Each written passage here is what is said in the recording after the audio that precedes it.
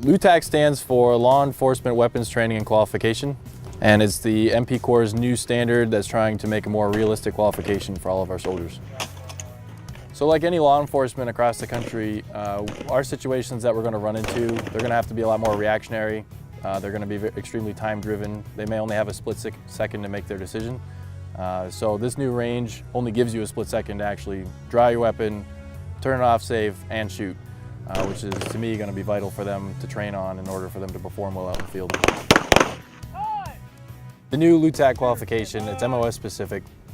If our soldiers are not passing the qualification, they're potentially going to get reclassed at that point. I feel confident knowing that the soldiers that I'm going to have in the future are all going to be expert marksmen on shooting, because even if they don't necessarily qualify expert on LEWTAQ, they're going to be a lot better at shooting than someone who's just shooting the old qualification.